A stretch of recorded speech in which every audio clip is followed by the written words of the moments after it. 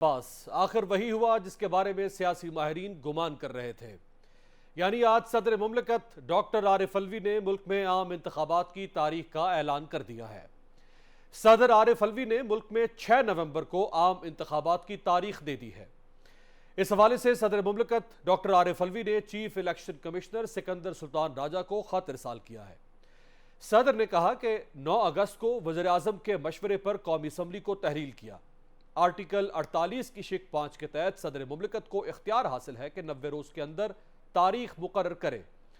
सदर मुमलिकत ने chief election commissioner को लिखा कि आम इंतखाबात कौमी असम्बली की तहलील के 89वें दिन यानी पीर 6 नवंबर को हो जाने चाहिए। आपको मुलाकात के लिए दावत दी थी कि मिलकर आइन पर अमल दरामद का तरीक़ाकार वज़ा करते हैं, लेकिन आपने उसके बरक्स मौक़िफ़ इख्तियार किया कि आइन के मुताबिक इलेक्शन की तारीख देने का इख्तियार इलेक्शन कमीशन को हासिल है। सदर मुमलिकत ने अपने खत में लिखा है कि आइन की तमाम शिकों, सियासी जमातों की मुशावरत, सूबाई असम्बलियों के मौक़िफ़ को मद्देनजर रखते हुए इलेक्शन कमीशन को तजवीज़ करता हूं कि वह आम इंतखाबात के मामले में आला अदलिया से रजू करे। याद रहे कि इलेक्शन एक्ट की सेक्शन 57 में 26 जून को तरमीम कर दी गई थी। उस तरमीम से कबल सदर इलेक्शन की तारीख के लिए कमीशन से मुशावरत करता था। अब सेक्शन 57 में तरमीम के बाद इलेक्शन कमीशन को तारीख देने का इख्तियार हासिल हो गया है। इस हवाले से इलेक्शन कमीशन का मौक़िफ़ है कि अगर आइन के आर्टिकल 58(1) के तहत वज़ीर आज़म की सिफारिश पर सदर असम्बली को तहरील करे तो तारीख देना इलेक्शन कमीशन का इख्तियार है। ऐसे में चंद सवालात उठते हैं कि सदर मुमलिकत का इलेक्शन कमीशन को खत इलेक्शन तारीख का ऐलान है या सिर्फ तजवीज़। क्या आप चीफ इलेक्शन कमिश्नर को अदलिया से रुजू करना चाहिए? क्या इलेक्शन एक्ट में इंतखाबात की तारीख के हवाले से तरमीम आइन से मुतसादिम है? दूसरी जानिब बिलावल भुट्टो जरदारी ने नून लीग का नाम लिए बगैर तनकीद करते हुए कहा है कि चीफ इलेक्शन कमिश्नर को नहीं मालूम कि इलेक्शन कब होंगे, मुझे नहीं मालूम कि इलेक्शन कब है, लेकिन एक जमात खुद इलेक्शन की तारीख देती फिर रही है। बज़ाहिर पीपल्स पार्टी और तहरीक इंसाफ इलेक्शन के इनेकाद के लिए अपने मौक़िफ़ में करीब आते दिखाई दे रहे हैं। आज की सूरत हाल के बाद अब सदर मुमलिकत की तजवीज़ करदा इलेक्शन तारीख का मामला मजीद संजीदा और गंभीर हो चुका है। इस सारी सूरत हाल पर बात करने के लिए हमारे साथ मौजूद हैं सिंध हाई कोर्ट के साबिक चीफ जस्टिस और सुप्रीम कोर्ट के साबिक जज honourable justice retired Faisal Arab साहब। फैसल अरब साहब उन चंद जजेस में से एक है जिन्होंने परवेज़ मुशर्रफ के पीसीओ के तहत हल्फ उठाने से भी इनकार कर दिया था। बहुत शुक्रिया जस्टिस साहब आपके वक्त का। सदर मुमलिकत ने अपने तई इंतखाबात की तारीख 6 नवंबर के तौर पर सामने रख दी है। अभी तक ये मसला हल नहीं हुआ था, ये बहस चल रही थी कि क्या सदर को तारीख देने का इख्तियार हासिल भी है या नहीं। देखिए, इलेक्शन को तो 90 डेज में होने हैं। प्रेसिडेंट को इख्तियार है कि वो इलेक्शन की डेट दें और उसमें कोई एतराज करे, किस बेसिस पे करे, जबकि हमारा मुल्क जो है वो फेडरल रिपब्लिक है। अगर फेडरल रिपब्लिक है आर्टिकल 1 के तहत, पाकिस्तान के पहले आर्टिकल के तहत, तो फिर स्टेट कैसे चलेगी? स्टेट क्या है? स्टेट में national assembly, provincial assembly, local government, article 7 है। तो जब फेडरल रिपब्लिक है, 5 साल के लिए आर्टिकल 52 के तहत गवर्नमेंट बनती है और उसको ऑटोमेटिकली खत्म हो जाना है। अगर पहले डिसॉल्व नहीं किया तो उसको 5 साल के मुद्दत ही खत्म हो जाना। तो रिपब्लिक का मतलब है इलेक्शंस होने। आप इस बहस में हम 3 साल या 6 महीने या 2 साल निकाल देंगे कि डेट प्रेसिडेंट को देनी है, इलेक्शन कमीशन को देनी है। ये काम इलेक्शन कमीशन को किया गया है इनके तहत इलेक्शन करने, और वो ये इस बहस में इलेक्शन कमीशन और प्रेसिडेंसी इसमें रहेगी कि आपको प्रेसिडेंट को डेट देनी है या इलेक्शन कमीशन को डेट देनी। ये तो हमने पाकिस्तान जैसे कायदे आज़म ने कहा ना, कायम रहने के लिए बनाए, लेकिन हमने आइन तोड़ने के लिए बनाए और फिर आइन अब हम मरोड़ने के लिए बना रहे हैं। 90 डेज में 90 डेज, और वो जो डेट है वो क्या 90 डेज से पहले? अगर डेट प्रेसिडेंट की डेट से पहले है तो इलेक्शन कमीशन कह सकता है कि जी आप हम इलेक्शन तो 10 नवंबर को कराएंगे। लेकिन लेकिन जस्टिस साहब, इलेक्शन कमीशन ये जवाब भी तो अब रखता है कि वो हल्का बंदियों यानी डिलिमिटेशन जो काउंसिल ऑफ कॉमन इंटरेस्ट में फैसला हुआ था उसके बाद फिर अब वो मरला शुरू कर चुका है, और वो मरला अभी मुकम्मल नहीं हुआ, वो मरला 30 नवंबर को मुकम्मल होगा। तो उस मरले को हॉल्ट करके, इंटरप्ट करके इलेक्शन कैसे करवा दे, वो ये जवाब रखेगा साहब ने।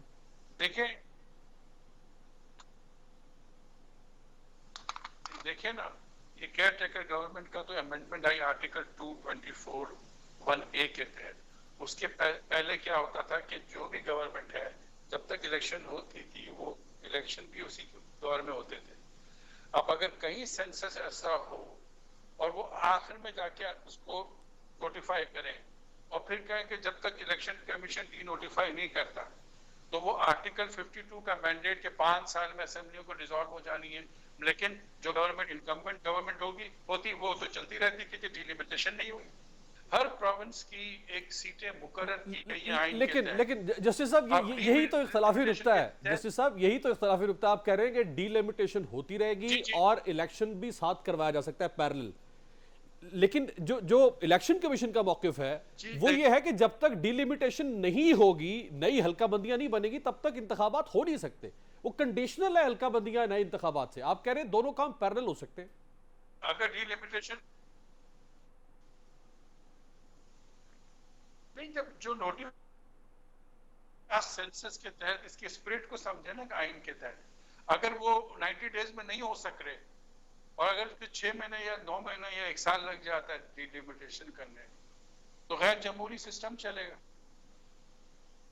कि अनइलेक्टेड लोग आके हुकूमत चलाते रहेंगे। तो वो तो अगर सर पंजाब और खैबर पख्तूनख्वा में जनवरी 2023 के बाद से अगर एक निगरान हुकूमत जो आप कहना चाहते हैं गैर आईनी या गैर मुंतखब लोग बैठ सकते हैं, अगर वो बैठे हुए पंजाब और खैबर पख्तूनख्वा में गुज़श्ता 8 महीनों से, तो कौमी असम्बली में भी बैठ सकते हैं। क्या फर्क पड़ेगा? हाँ, फर्क तो हमारे मुल्क में कुछ नहीं पड़ता। 3 साल तक चलाएं इस तरह से। आइन को तो देखे ना, आइन को तो कोई अहमियत ही नहीं है ना। अगर तो आप 5 साल तक ऐसे चलाते रहे, कहे कि जी ये अगर पहले भी ये हुआ है, पहले भी 10-10 साल 11-11 साल तक इलेक्शन नहीं होते रहे, तो अभी क्या फर्क पड़ा?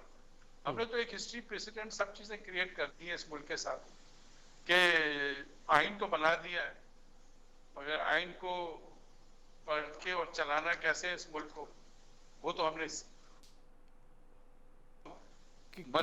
क्या ये मामला जस्टिस साहब, क्या अब इस मसले का हल सुप्रीम कोर्ट ऑफ पाकिस्तान में निकलेगा या किसी हाई कोर्ट में भी ये मामला चैलेंज हो सकता है? क्योंकि सदर की तारीख आ चुकी है, इलेक्शन कमीशन तारीख नहीं दे रहा, मसला वहीं का वहीं खड़ा है कि इलेक्शन की तारीख तो हमने देनी है, आप दे नहीं सकते हैं। एक फरीक इलेक्शन की तारीख दे चुका है, उसको कुछ लोग मानेंगे कुछ नहीं मानेंगे। क्या अब ये किसी एपेक्स कोर्ट से जाके मसला हल होगा? जाहिर है अगर उसको चैलेंज करेंगे तो फिर वो आइन के तहत अदालत है ना। सुपीरियर जुडिशरी में हाई कोर्ट भी आती है और सुप्रीम कोर्ट भी आती है, तो वही मामला जाएगा। डिलिमिटेशन के लिए कोई टाइम फ्रेम है नहीं है जी, उसके लिए 30 नवंबर तक का वक्त इलेक्शन कमीशन ने रखा है डिलिमिटेशन के लिए कि 30 नवंबर तक वो इसको मुकम्मल करेंगे। अगर वो कोर्ट में चैलेंज हो जाए किसी वजह से डिलिमिटेशन प्रॉपर नहीं हुई, फिर एक पिटीशन आ गया हाई कोर्ट में या सुप्रीम कोर्ट कि डिलिमिटेशन के तरीका नहीं है, तो उसको जस्टिसेबल हो गई वो बात, फिर वो रुक गया इलेक्शन। जी ये कोर्ट में मामला है, अब जब वो कोर्ट डिसाइड करे तो डिलिमिटेशन कंट्रोवर्शियल हो सकती है ना। आखिर में जस्टिस साहब, चीफ जस्टिस उमर अता बंदयाल साहब, उमर अता बंदयाल साहब के बारे में आखिरी सवाल आपसे करना चाहूँगा। तीन रोज़ बाकी हैं उनके दौर के और उनकी मुद्दत के, कैसा देखते हैं आप उनका बतौर चीफ जस्टिस जो अरसा गुजरा है? तजादात और तनाज़ात से भरपूर गुजरा है या आप समझते हैं कि जिसको अपहोल्ड ऑफ द कॉन्स्टिट्यूशन है, डेमोक्रेसी है, ह्यूमन राइट्स है, जस्टिस है, वो इस दौर में नज़र आया है? देखिए उनके जो जजमेंट्स हैं, आप उसके बेसिस पे उनको हम क्रिटिसाइज कर, तो इस चीज के लिए तो मैं एज ए लीगल प्रोफेशन में होते हुए तो मैं नहीं कह सकता।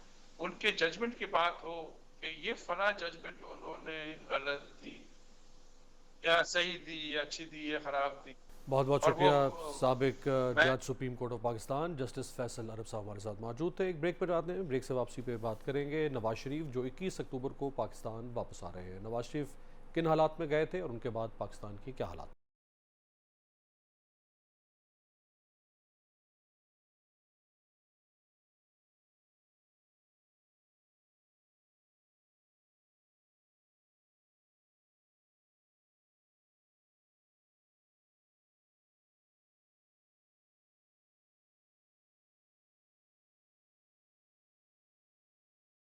दुनिया में कई तहजीबों, खित्तों और इल्म हुनर की तरक्की का सेहरा अजीम रोमन सल्तनत के सर है। अजीम सल्तनत रोम का उरूज व ज़वाल बुनियादी तौर पर 3 हिस्सों में मुनक़सिम है। पहला हिस्सा जब सल्तनत रोम वजूद में आई और उसमें शहनशाही निज़ाम कायम हुआ, ताहम अपनी तमाम तर सलाहियतों और वसाइल के बावजूद ये सल्तनत ज़वाल का शिकार हो गई। लेकिन फिर इस कौम के ज़हीन लोगों ने सल्तनत रोम से शहनशाहियत का खात्मा करके पार्लिमानी निज़ाम मुतारिफ कराया, जिसे सेनेट कहा जाता था। तमाम इख्तियारात और वसाइल का इस्तेमाल शहनशाह के बजाय रूमियों के नुमाइंदा सेनेटर्स के पास था। सेनेटर्स ही रूमी शहनशाह को मुंतखब करते, यानी बादशाह इक्तदार में आता, अपने फ़राइज़ अंजाम देता और घर चला जाता।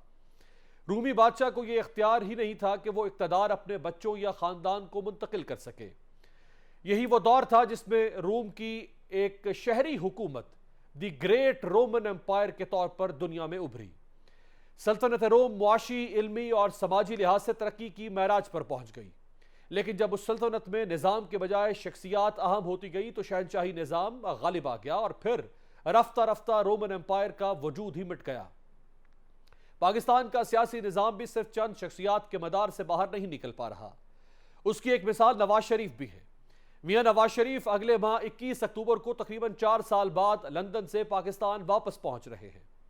अहम बात यह है कि मुस्लिम लीग नून के सीनियर रहनुमा राना सनाउल्लाह ने 16 अगस्त को एक टीवी इंटरव्यू में इंकशाफ किया था कि नवाज शरीफ को वतन वापसी के मामले पर गारंटी मिल चुकी है। उनकी अदालतों से बरीयत तय है, जिसकी यकीन दहानी कराई गई है। क्या राना सनाउल्लाह का यह एतराफ इंतहाई गैर मामूली अहमियत का हामिल नहीं? क्या आईन व कानून की पाबंद किसी रियासत में सजा याफ्ता मुजरिम के लिए मावराए अदालत यूं रिलीफ तय किया जा सकता है? क्या किसी अदालती मफरूर को बैरून मुल्क रहते हुए वतन वापसी पर रिलीफ देने की गारंटी दी जा सकती है? नवाज शरीफ को यह गारंटी किसने और क्यों दी? नवाज शरीफ का वतन वापसी पर फकीदुल मिसाल इस्तकबाल किया जाएगा। नवाज शरीफ को लाहौर में इस्तकबालिया दिया जाएगा और मुल्क के मुख्तलिफ इलाकों में उनके लिए रैलियों का इनेकाद किया जाएगा। याद रखिएगा, 6 जुलाई 2018 को एवनफील्ड रेफरस में 10 साल कैद बामुशक्कत की सजा सुनाई गई। 80 लाख पाउंड जुर्माना हुआ। नैब से ताउन न करने पर मजीद 1 साल कैद की सजा नवाज शरीफ को सुनाई गई। नवाज शरीफ को गिरफ्तारी के बाद अडयाला जेल मुंतकिल किया गया। 24 दिसंबर 2018 को अल अजीजिया स्टील मिल्स रेफरस में 7 साल कैद और 3 अरब 75 करोड़ रुपए जुर्माना हुआ। ताहम फ्लैगशिप रेफरेंस में नवाज शरीफ को बरी कर दिया गया था। 24 दिसंबर 2018 को नवाज शरीफ को अडयाला जेल से कोट लखपत जेल मुंतकिल किया गया। 22 अक्टूबर 2019 को उनके प्लेटलेट्स 2000 तक गिर जाने पर उन्हें सर्विसेज अस्पताल मुंतकिल किया गया। फिर 23 अक्टूबर को प्लेटलेट्स की तादाद 6000 तक पहुंच गई। हालत बिगड़ने पर डॉक्टर्स का बोर्ड बनाया गया। मरियम नवाज को भी इंसानी हमदर्दी के तहत वालिद की तीमारदारी के लिए जेल से सर्विसेज अस्पताल लाया गया। 25 अक्टूबर 2019 को 1 करोड़ रुपए के मचलकों पर नवाज शरीफ को लाहौर हाई कोर्ट और 2 रोज बाद इस्लामाबाद हाई कोर्ट से जमानत मिल गई। मरियम नवाज को भी लाहौर हाई कोर्ट ने 7 करोड़ के मचलकों समेत पासपोर्ट जमा करवाने की शर्त पर जमानत पर रिहा कर दिया था। 6 नवंबर 2019 को नवाज शरीफ को सर्विसेज अस्पताल से जाती उमरा मुंतकिल किया गया, जहां उनकी रिहायशगाह पर आईसीयू बनाया गया, जिसके बाद शहबाज शरीफ ने नवाज शरीफ का नाम ईसीएल से निकालने और बैरून मुल्क इलाज के लिए वजारत दाखिला को दरख्वास्त दी थी।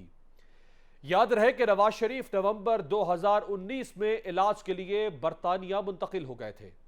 नवाज शरीफ को बैरून मुल्क ले जाने के लिए कतर के शाही खानदान की वीआईपी फजाई कंपनी कतर अमीरी फ्लाइट्स की एयर एम्बुलेंस लाहौर लाई गई और वहां से यह परवाज दोहा रवाना हुई, जहां मुख्तसर क़याम के बाद लंदन पहुंची। उस सफर में मुस्लिम लीग नून के सदर और नवाज शरीफ के भाई शहबाज शरीफ जाती मौलिज डॉक्टर अदनान और 2 मुलाजमीन भी उनके हमरा थे।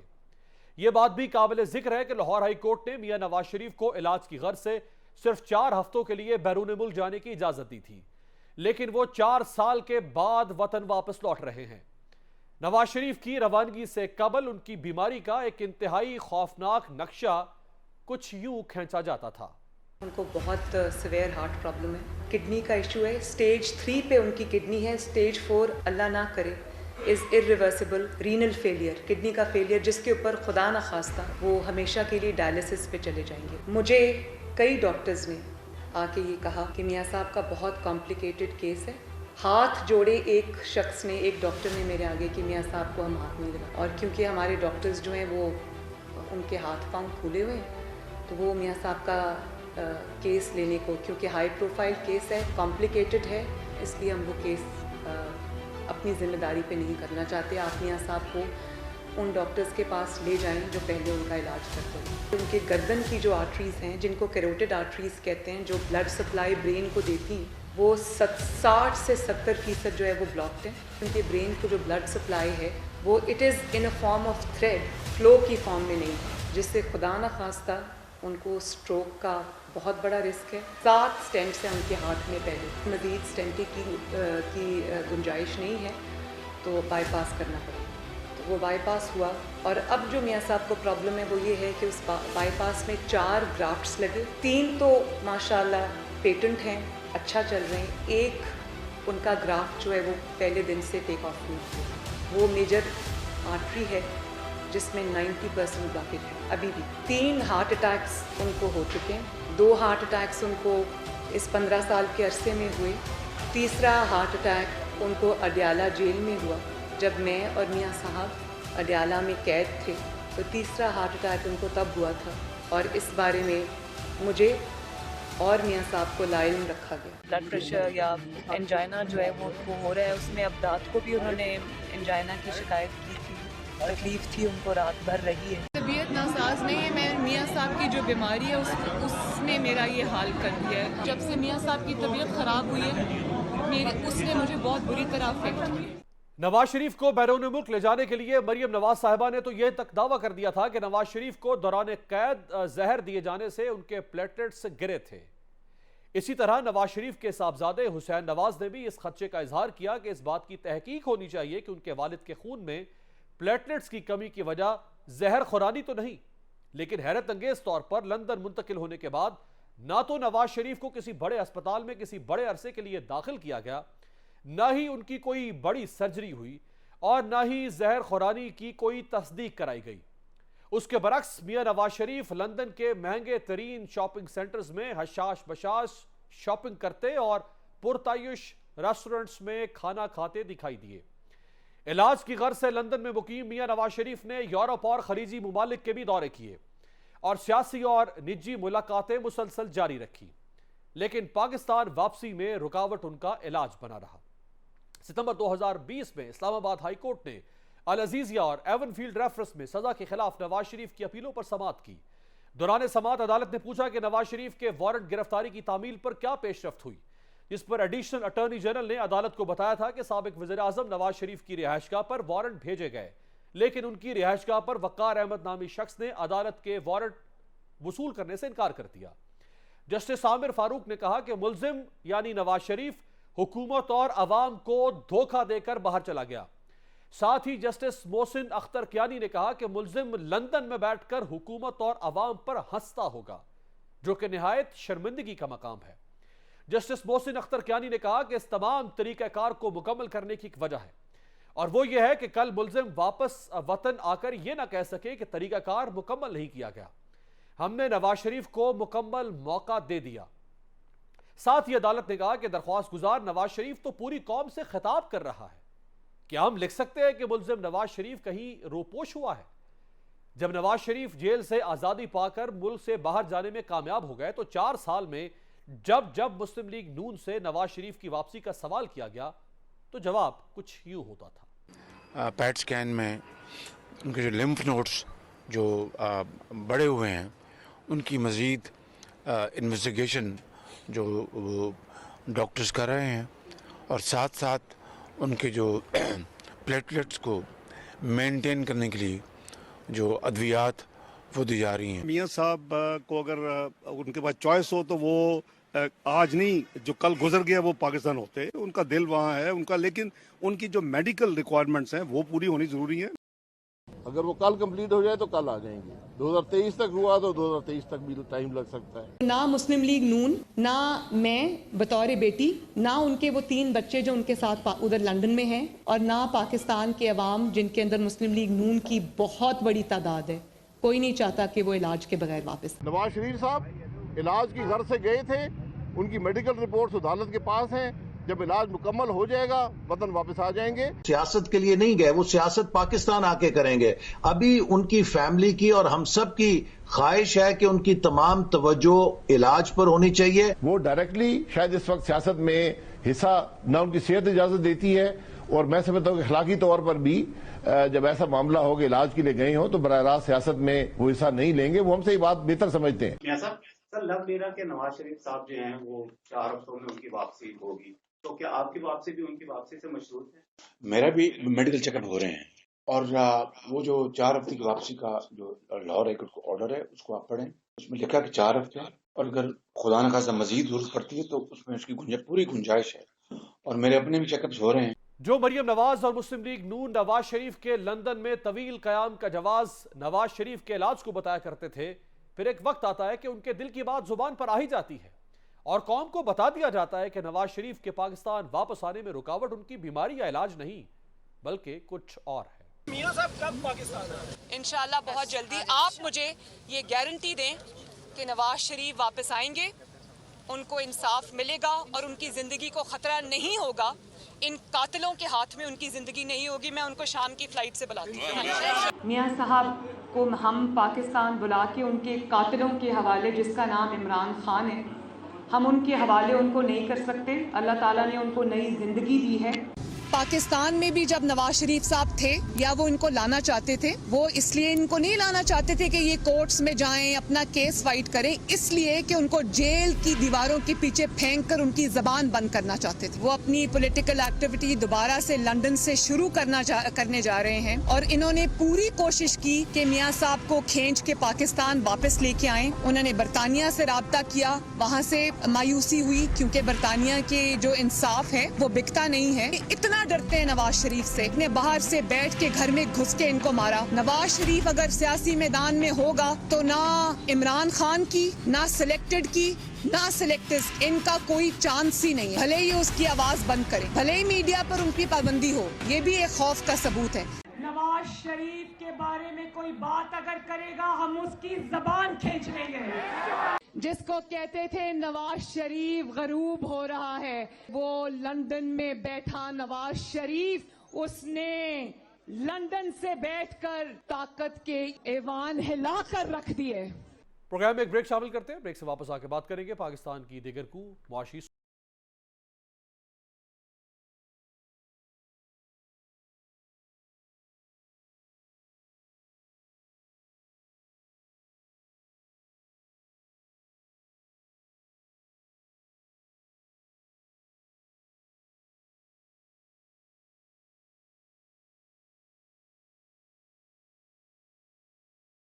हुकूमत को जमा कराई गई एक रिपोर्ट में यह बात सामने आई है कि अफगानिस्तान ट्रांजिट ट्रेड पाकिस्तान में ब्लैक मार्केट के कयाम की बुनियादी वजह है। अफगान हुकाम और कारोबारी अफराद अशिया की दरामद में पाकिस्तान कस्टम से गलत बयानी करते हैं। रिपोर्ट में यह बात भी सामने आई है कि ट्रांजिट ट्रेड के तहत ऐसी अशिया दरामद की जाती हैं जो अफगानिस्तान में इस्तेमाल ही नहीं होती। अफगान ट्रांजिट ट्रेड के तहत दरामद होने वाली अशिया पाकिस्तान में ही वापस फरोख्त कर दी जाती है। ट्रांजिट ट्रेड के तहत अशिया अगर अफगानिस्तान चली भी जाएं तो स्मगल होकर वापस पाकिस्तान भेज दी जाती है। दूसरी जानिब खसारे में चलने वाले 8 सरकारी इदारों का मजमूई खसारा 2200 अरब रुपए से तजावुज कर चुका है। खसारे में चलने वाले सरकारी इदारों में Pakistan steel mills, PIA, railway, NHA, वापडा, तकसीम कार कंपनियां, civil aviation authority, Pakistan post और यूटिलिटी स्टोर्स कॉरपोरेशन शामिल हैं। पाकिस्तान स्टील मिल्स का मजमूई खसारा 700 अरब रुपए तक पहुंच चुका है। कौमी एयरलाइन PIA का सालाना खसारा 95 अरब रुपए हो चुका है। पाकिस्तान रेलवे का खसारा रिकॉर्ड 109 अरब रुपए तक पहुंच गया है। वापडा बिजली की तकसीमकार और पैदावारी कंपनियों को 880 अरब के मजमूई खसारे का सामना है। नेशनल हाईवेज अथॉरिटी को सालाना 45 अरब रुपए से जायद के नुकसानात और खसारे का सामना है। सिविल एविएशन अथॉरिटी का माली खसारा और बेज़ाब्तियां 300 अरब रुपए तक है। पाकिस्तान पोस्ट को 61 अरब जबकि यूटिलिटी स्टोर्स कॉरपोरेशन को 11 अरब रुपए के माली खसारे का सामना है। ऐसे में मुआशी महाज पर इम्तिहान तो बहुत है, लेकिन इनका मुस्तकिल बुनियादों पर हल कैसे निकलेगा, इस सवाल का जवाब ताहाल दिखाई नहीं देता। इस सारी सूरत हाल पर बात करने के लिए हमारे साथ मौजूद हैं पाकिस्तान के मारूफ माहिर मईशत आबिद कयूम सुलहरी साहब। आबिद साहब, अफगान ट्रांजिट ट्रेड की वजह से पाकिस्तानी मईशत को जो नुकसान पेश आ रहा है और जिसकी हालिया रिपोर्ट अभी हुकूमत के सामने रखी गई है, ये कितना खतरनाक हो सकता है अगर इसको रोका ना गया यहाँ पे? देखिए, अगर हम पिछले 5-10 साल की स्टैटिस्टिक्स को देखें और STPI जो थिंक टैंक जिसको कि मैं रिप्रेजेंट करता हूँ, हम इस पे बड़ा इंटेंसिव काम कर चुके हैं कि वो तमाम प्रोडक्ट्स जो कि अफगानिस्तान में जिनकी जो इंपोर्ट होती थी उसमें से तकरीबन 60% से ज़्यादा जो है वो पाकिस्तान में आउट हो रही थी। बल्कि अगर आप उसको product to product wise 11 commodities को हमने कंपेयर करके देखा था, तो वो प्रोडक्ट जो कि अफगान ट्रांजिट ट्रेड का हिस्सा थी उसका पाकिस्तान में डायरेक्ट इंपोर्ट वो बंद हो रही थी, कम हो रही थी। और उसकी वजह यही थी कि वो चीज़ें जो हैं वो या तो पाकिस्तान में ही रह जाती थी या स्मगल हो रही थी, और पाकिस्तान जो है वो अपनी ड्यूटी से जो है जो कि वो ले सकता था उससे वो महरूम हो रहा था। तो अफगान ट्रांजिट ट्रेड गो के एक नेक नियति के साथ पाकिस्तान ने ये जो थी प्रोविज़न ये अपने नेबरिंग कंट्री को दी, लेकिन वेस्टेड इंटरेस्ट जो थे वो इसके आड़े आते रहे और हमने देखा कि इस स्कीम को बहुत ज़्यादा मिसयूज़ किया गया। इवन जब ये कंटेनर्स को सील करके भी चीज़ें आ रही थी तो तब भी ये स्मगल होकर वापस पाकिस्तान में आ रही थी। बहुत सी ऐसी अशिया हैं जो पाकिस्तान से पहले अफगानिस्तान जाती हैं ट्रांजिट ट्रेड के जुमरे में और फिर वापस पाकिस्तान स्मगल हो जाती हैं। जी, इसमें अगर आप देखेंगे तो आपको टायर्स जो हैं वो मिलेंगे, आपको इसमें मुख्तलिफ किस्म के केमिकल्स जो हैं वो मिलेंगे, इसमें मुख्तलिफ किस्म की जो खुर्दनी अशिया हैं वो मिलेंगी। और जैसा कि मैंने कहा कि तकरीबन 11 के करीब ऐसी कमोडिटीज़ हैं जो कि अफ़गानिस्तान के नाम पे इंपोर्ट होती थी। इलेक्ट्रॉनिक्स का बहुत सा सामान जो था वो आता था, वो अफ़गानिस्तान के नाम पे इंपोर्ट होता था ताकि वो ड्यूटी फ्री पाकिस्तान से गुजर जाए और उसके बाद वो स्मगल होकर पाकिस्तान की मार्केट में वापस आ रहा था। कुछ और आदाद शुमार, 8 ऐसे सरकारी इदारे जो मुसलसल डिफ़ॉल्ट कर रहे हैं और अब उनका डिफ़ॉल्ट या उनका खसारा 2200 अरब रुपए से तजावुज़ कर गया, वो भी सामने आए हैं, जिनमें से 700 अरब तक डिफ़ॉल्ट करने वाली पाकिस्तान स्टील मिल्स या खसारा ज़ाहिर करने वाला, और इसके अलावा डिस्ट्रीब्यूशन कंपनीज़ हैं, वापडा है, पाकिस्तान रेलवे है, पाकिस्तान पोस्ट है। ये जो 8 बड़े इदारे हैं जो पाकिस्तान का 2200 अरब रुपया खा रहे हैं बजाय ये कि पाकिस्तान की इकॉनमी में कंट्रीब्यूट करते, इनके बारे में अगरचे इस निगरान हुकूमत के बारे में ये कहा जा सकता था कि ये शायद सख्त या मुश्किल फैसला कर पाए, लेकिन वो भी 1 महीने में कोई इतना सख्त फैसला नहीं कर पाई। देखिए, उसकी एक वजह तो ये भी है कि जो प्राइवेटाइजेशन है वो लंबा प्रोसेस है, वो 3-4-5 महीने में होगा नहीं। निगरान हुकूमत इनिशिएट तो कर सकती है, फाइनेंशियल एडवाइजर्स अपॉइंट कर ले जो कि उसकी जो फिजिबिलिटीज़ हैं और उनकी जो लेजर्स हैं और बैलेंस शीट्स वगैरह हैं उनको इंस्पेक्ट करके टोटल लायबिलिटीज़ और टोटल एसेट्स जो है उसको देख सके। लेकिन इस सारी जो लिस्ट आपने गिनवाई तो ये वेस्टेड इंटरेस्ट यहाँ भी आड़े आते रहे। आपको पता है कि हर जो पॉलिटिकल पार्टी है, और मैं हर का लफ्ज़ इसलिए इस्तेमाल कर रहा हूँ कि जो भी हमारी मेन स्ट्रीम पॉलिटिकल पार्टी है तकरीबन सबको एक बारी या एक से ज़्यादा बारी मिल गई हुकूमत में।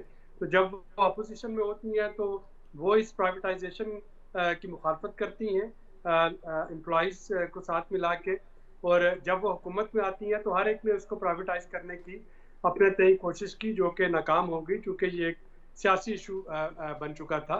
और स्टील मिल तो बड़ा क्रिमिनल केस है कि इसमें बंद जो मिल है उसके मुलाजमीन को ना सिर्फ प्रमोशन दी गई, उनकी सैलरीज, उनको बोनसेस और उनको दूसरे अलाउंसेस जो है वो भी दिए गए। एक ऐसी जो है स्टील मिल जो कि साल से बंद पड़ी है। इसी तरह से अगर आप PIA को देखें और PIA की जो एम्प्लॉय टू प्लेन रेशो है कि एक प्लेन पे कितने एम्प्लॉयज़ होने चाहिए, वो दुनिया में जो हाईएस्ट रेशोज आती है उसमें उसका शुमार होता है। और अभी देखें कि अभी जो 20 अरब रुपए का बेल आउट मांगा PIA ने, जिसको कि निगरान हुकूमत ने राइटली डेफर कर दिया कि वो CEC में डिस्कस होगा, तो उसके बाद PIA ने अपने 14 से ज़्यादा जहाज़ जो है वो ग्राउंड कर दिए। और ये आपके वो सफ़ेद आती हैं जो कि ना सिर्फ ये कि इकॉनमी को नुकसान पहुंच रहा है, बल्कि यही जो रकम इनको बेल आउट करने में दी जाती है, यही रकम हेल्थ पे लगनी चाहिए, एजुकेशन पे लगनी चाहिए, पीने के साफ पानी पे लगनी चाहिए, ये ह्यूमन डेवलपमेंट पे होनी चाहिए। डिस्कोर्स की आपने बात की, तो आज गुज़श्ता 6 रोज़ में 10 मिलियन यूनिट से ज़्यादा की चोरी जो है वो पकड़ी जा चुकी है।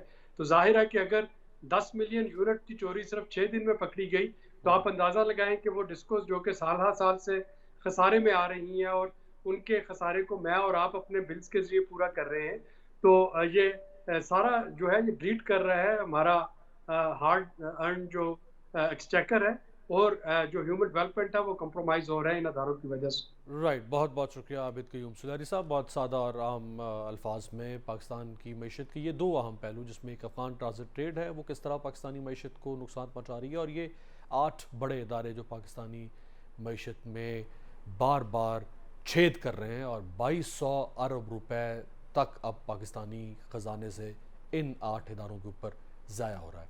उस पर बात कर रहे थे। आपसे मुलाकात होगी कल। देखते रहिएगा